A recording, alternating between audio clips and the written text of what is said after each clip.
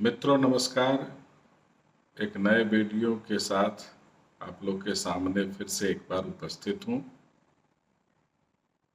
एक मेरे मित्र परिचित ने मुझे एक वीडियो भेजा, वो किसी जैन मुनि का था।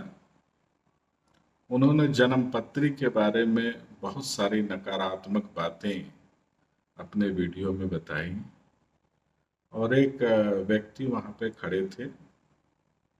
उन्होंने बहुत सारे कंप्लेन, बहुत सारी शिकायतें उनको कही। जैन मुनि साहब का जो स्टेटमेंट था उसमें कुछ एक शब्दें उन्होंने ऐसी बताई जो कि ये बता रहा था कि उन्हें ज्योतिष शास्त्र की जानकारी थी, किंतु एक मॉब के साथ जो भी फीलिंग होता है इसके लिए उन्होंने हाँ में हाँ उसके मिलाया और बहुत तरह के उन्होंने कुतर्क बताए जो कि इसको प्रमाणित करे कि कुंडली जन्मपत्री बेकार की चीज है, इस पर विश्वास नहीं करना चाहिए।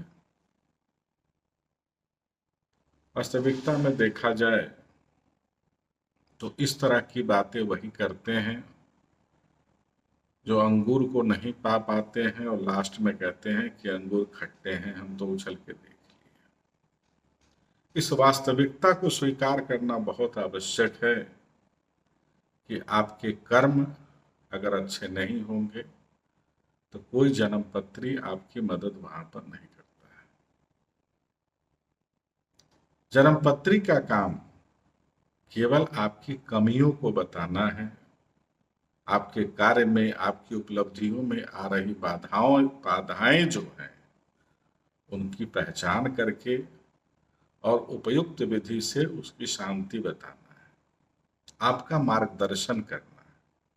जन्मपत्री का कार्य यही है। जन्मपत्री किसी का भाग्य नहीं बदल सकता है, जन्मपत्री किसी का भाग्य बिगाड़ भी नहीं सकता है। ये आइडेंटिफाई करना एक एस्ट्रोलॉजर का काम होता है। अगर आप किसी गलत ज्योतिषी के पास चले गए जिसे उस विषय की जानकारी नहीं है तो इसके लिए आप दोषी हैं, ज्योतिष शास्त्र दोषी नहीं। इसे समझना पड़ेगा। आज अच्छे ज्योतिषी साधारण लोगों की पहुंच से बाहर है। जैसा कि मैंने अपने कई वीडियो में बताया कि हमारी जो प्राच्य विद्याएं हैं वो पहले राजाश्रय से चला करती थी, किंतु आज के समय में राजाश्रय है नहीं और कहीं न कहीं उसे हतोत्साहित करने का प्रयास हो रहा है।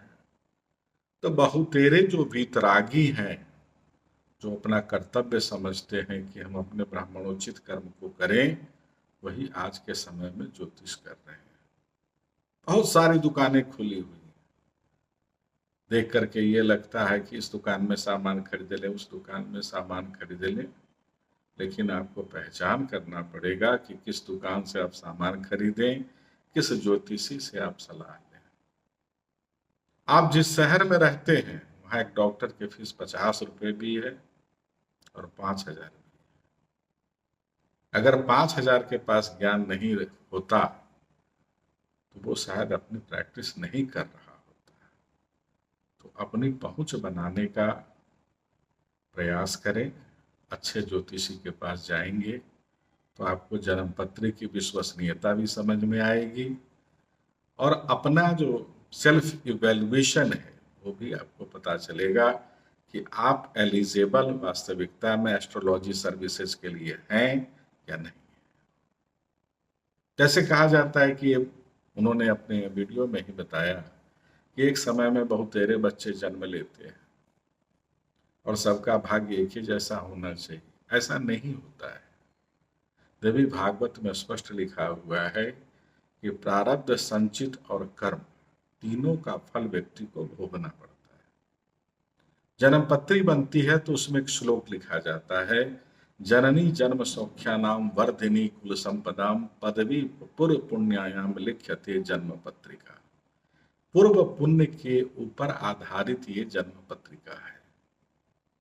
अब यहाँ उसे अपने जीवन में क्या प्राप्त करना है उसके लिए मेहनत उस व्यक्ति को करनी होगी। और मेहनत करने के बाद उस पदस्थान की प्राप्ति के बाद, उस उपलब्धि के प्राप्ति के बाद भी उसे बैलेंस करना पड़ेगा। ऐसा नहीं कि अगर मान लीजिए बहुत अच्छे कुल में कोई व्यक्ति उत्पन्न हो गया और उसके बाद उसने काम, अगर तैयारी उसकी नहीं की, उसने उसके हिसाब से ट्रेनिंग नहीं ली, एजुकेशन नहीं लिया, तो उसे कोई पदस्थान प्राप्त हो जाएगा, ये एकदम सोचना नहीं चाहिए।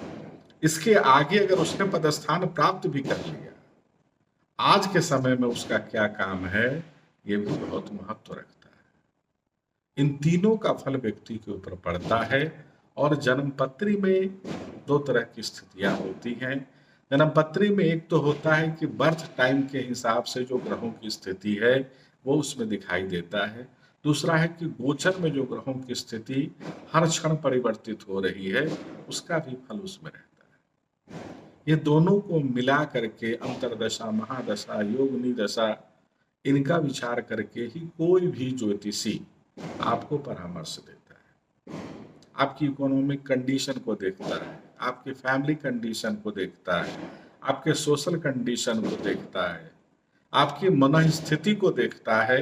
सारे के बाद कोई ज्योतिषी आपको सलाह देता है। ये इतना छिछोड़ेपन वाली बात नहीं कि हल्के फुल्के में आपने किसी कोई बात कर ली और हो गया। ये बड़ा गूढ़ विषय है। अब गूढ़ विषय को जानने के लिए आपको गूढ़ व्यक्ति के पास ही जाना होगा।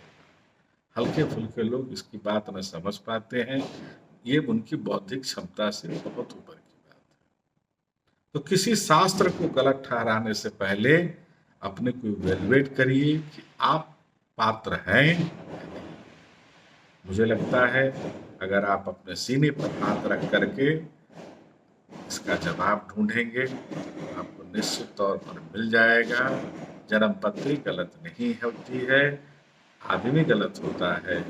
वो जो परिस्थितियों का निर्माण करता है वो सारी परिस्थितियां गलत होती हैं। इसे हमें ध्यान रखना पड़ेगा। जय काशी विश्वनाथ।